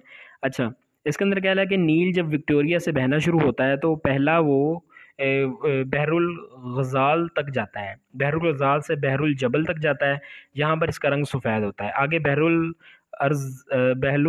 रिज़्क में जाता है जब, तो इसका रंग जो नीला हो जाता है। बहरुल जबल में दरिया का रंग, नील जो दरिया है इसका रंग सफ़ेद होता है, और जो बहरुल रिज़्क में पहुँचता है तो इसका रंग नीला हो जाता है। ये याद रखिएगा, इम्पोर्टेंट है। लेक्चर 38 है, शफ़ीकुर रहमान के स्वान खाका। स्वान खाके में इसने 3 चीज़ें लिखी थी, 3 स्वान खाके बयान किए थे, किरणें, हमाकतें और मज़ीद हमाकतें। शफ़ीकुर रहमान ने 3 चीज़ें क्या है, किरणें, हमाकतें और मज़ीद हमाकतें। इनके स्वान खाका ये लिखा हुआ है, यानी कि इनका हालात ज़िंदगी पॉज करके वीडियो पढ़ सकते हैं। बतौर सफ़र निगार, मतलब इनकी खसूसियात क्या थी कलाम की, सफ़रनामे की। किरदार निगारी, मज़ाहिया नोयत, रवानी, जुज़ियात निगारी, पढ़ने वाला कैफियत को महसूस कर सकता था ख़ुद, मतलब कि उसके इमेजिनेशन कर सकता था चीज़ों की। मंजर निगारी थी, तारीख़ी मालूमात, शगुफ्ता अंदाज़, इंसानी रवैयों पर तनकीद भी उन्होंने की थी बहुत हल्के फुल्के अंदाज के अंदर। आगे लेसन हमारा शुरू होता है यहाँ से, 39। यहाँ पे तंज़ो मिज़ाह की तारीफ़ की गई है। सबसे पहले तो यहाँ पे मैंने जी तंज़ो मिज़ाह ये अंडरलाइन किया हुआ है। एक सिर्फ जिसमें सामने आने वाले के चेहरे पर मुस्कुराहट आती है। तंज़ो मिज़ाह के ज़रिए माशरे की खामियों को हल्के फुल्के अंदाज में बयान किया जाता है। मिज़ाह के अनासिर हैं यहाँ पे 4 अनासिर हैं। रियायत लफ्ज़ी, मज़ाहिया, सूरत, वाक़या। रियायत लफ्ज़ी क्या है, साथ मैं बयान भी करता हूँ। लफ्ज़ों की हेर फेर से मजाक करना, तलफ़ुज़ बदल कर मजाक करना। मज़ाहिया, सूरत या वाक़या, कोई ऐसी सूरत हाल पैदा करना जो मजाक का बाइस हो। मज़ाहिया किरदार, किसी किरदार के मजाक से मजाक करना, उसकी बोल चाल में मज़ाक पैदा करना। उसके अलावा पैरोडी, किसी की नकल करना। आखिरी है तंज़, तल्ख़ बात जो मज़ाहिया अंदाज में बयान की जाती है उसको तंज़ कहते हैं।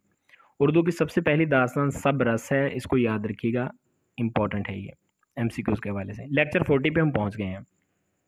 कुछ भी नहीं इंपॉर्टेंट इसके अंदर, एक छोटी सी चीज़ है कि मुश्ताक अहमद यूसुफ़ी ने मुकदमा लिखा था। मुकदमा कदम से निकला है, जिसका मतलब है पहला कदम।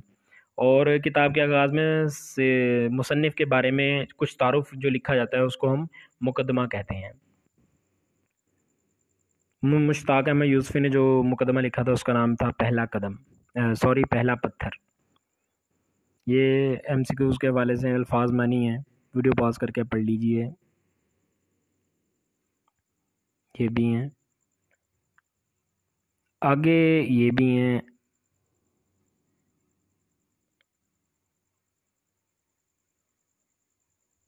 ये आपने खुद पढ़ने और लाजमी पढ़ने, 2 से 3 दफ़ा इनको ज़रूर पढ़ना है।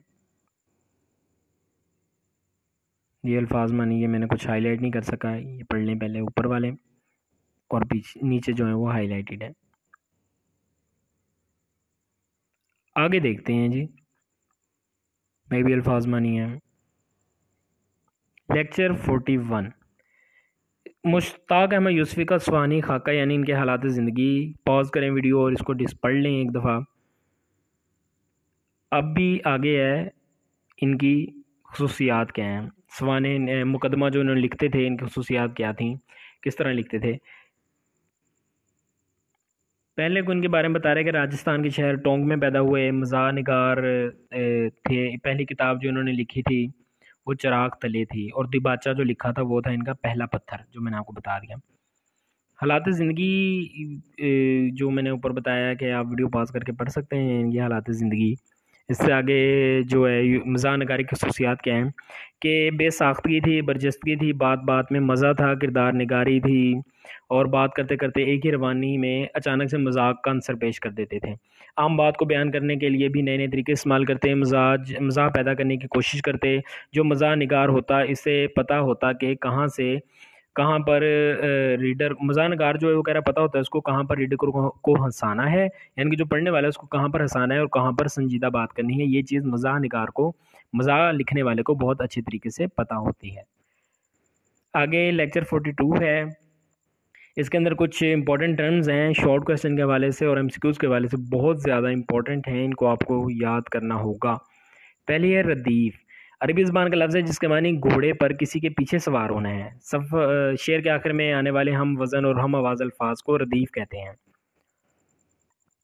ये जिस तरह के इकबाल के शेर को पढ़ेंगे हम, जिसके अंदर आखिर में आबाद और बगदाद हैं, ये हम एक जैसे अल्फाज हैं ना, मिलते जुलते हैं, इनको हम रदीफ़ कहते हैं।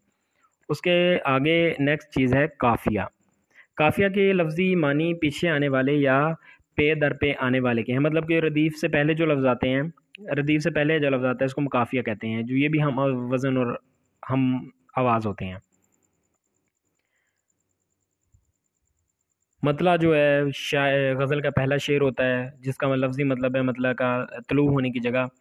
ये का हम काफ़िया हम रदीफ़ अल्फाज होते हैं। उसके अलावा कह रहा है कि मक्ता जो है, मक्ते का जिक्र यहाँ पे होगा जी। मक्ता जो है आखिरी शेर का आखिरी फ़िक्रा होता है, आखिरी शेर होता है गज़ल का, जिसके अंदर शायर अपना तखल्लुस इस्तेमाल करता है। अगर शायर अपना तखल्लुस इस्तेमाल नहीं करेगा तो हम इसे मक्ता नहीं कहेंगे। आगे चलते हैं, इल्मुल बयान, अपनी बात को मौसर अंदाज में बयान करने का इल्म। तशबिया, किसी शय को दूसरी शय के मानींद करार देना, ये खसूसियात की बिना पर किया जाता है। अभी जिस तरह यहाँ पे एग्जांपल दी गई है, ये आपकी बुक के अंदर ही दी गई है एग्जांपल, उमर शेर की तरह बहादुर, ये तशबिया है। मुशब्बा, मुशब्बा कह रहा है कि जिससे किसी दूसरे को तो की मानींद करार दिया जाता है, जिससे किसी दूसरे की मानींद करार दिया जाता है जिसको, तो उसको मुशब्बा कहते हैं। जिस तरह अली यहाँ पे कह रहा है कि क्या एग्जांपल दी थी, उमर शेर की तरह है, उमर को शेर से मानिंद मुशब्बा किया गया है, तो उमर जो है ये मुशब्बा है, उमर को शेर से तशबीह दी गई है इसलिए उमर मुशब्बा है। आगे यहाँ पे मुशब्बा बे, जिसकी मानिंद पहली शय को किरार दिया जाता है, मुशब्बा बे कहलाता है। यानी कि शेर की मानिंद उमर को किरार दिया गया है, तो उमर जो शेर जो है वो मुशब्बा बे है। वजह मुशब्बा है जिस खसूसियत की बिना पर दोनों को आपस में तशबिया दी जाती है। खसूसियत क्या है, बहादुरी, ये वजह तशबिया है। इस्तारा क्या है, अरबी ज़बान के लफ्ज़ मुस्तार से निकला है जिसके मानी है उधार लेना। उधार लेना, एक चीज़ की खसूसियत दूसरे से मंसूब कर देना। इसमें ये नहीं कहते की तरह है, बल्कि कहते हैं कि उमर शेर है, उमर शेर की तरह है नहीं कहेंगे, की तरह बहादुर है ये नहीं कहेंगे, हम कहेंगे उमर शेर है, हमने उधार ले ली चीज़, पूरा वो एज इट इज़ उसका नाम दे दिया। आगे यहाँ पे टर्म है इस्तारा के रिलेटेड ही, मुस्तार लिया। मुस्तार लिया में जिसके लिए उधार लिया, जिसके लिए उधार लिया मतलब अली के लिए उधार लिया, उसको मुस्तार लिया कहते हैं। अली या उमर के लिए, उमर। आगे है मुस्तार मना, जिस शय की खसूसियत उधार ली जाए, शेर की ली गई है वो शेर मुस्तार मने है। और उसके वजह जामिया, जिसकी वजह से वो जो कौन सी खसूसियत है, बहादुरी है, जिक्र नहीं किया गया लेकिन बहादुरी ही है इसके अंदर ना, अली शेर है यानी कि बहादुर है अली, तो इसको वजह जामिया कहेंगे। उसके आगे यहाँ पे हरफ तशबिया है, वो हरफ जो कि यानी कि हरफ तशबिया वो लफ्ज़ जो एक शय को दूसरी के मानिंद करार देने के लिए इस्तेमाल होता है, जैसे बहादुर हो गया, सॉरी जिस तरह मानिंद, तरह, अली शेर की तरह है, तरह हो गया, अली शेर जैसा है, अली शेर की मानिंद है, तरह जैसा और मानिंद, ये हरफ तशबिया हैं। आगे है तलमी। तलमी के मानी ही हैं इशारा या मज़े के हैं, इशारा या रम्ज़ के हैं, रम्ज़ यानी कि चंद अल्फाज में जब किसी कुरानी आयत, हदीस या वाक़े का हवाला दिया जाए या इशारा किया जाए तो इसे हम लेकिन पूरा वाक़या बयान ना किया जाए, लेकिन सिर्फ उसका रेफरेंस तो दिया जाए, इशारा दिया जाए, तो हम इसको तलमी कहते हैं। लेक्चर 43 है, इसके अंदर भी इसी तरह इंपॉर्टेंट टर्म्स हैं, आमद और रद्द है। आमद और औरद, आमद अरबी ज़बान का लफ्ज़ है, ये आमदन से माखूज़ है जिसके मानी है आना। फ़ारसी लफ्ज़ औरद है, औरद और दिन है यानी कि जिसके मानी है लाना, आना और लाना, ये दोनों मिलते जुलते लफ्ज़ हैं काफ़ी। आगे दाखिलियत, दाखिलियत दाखिल का इसम है जिसके मानी है अंदर, बातिन, अंदर पहुंचा हुआ।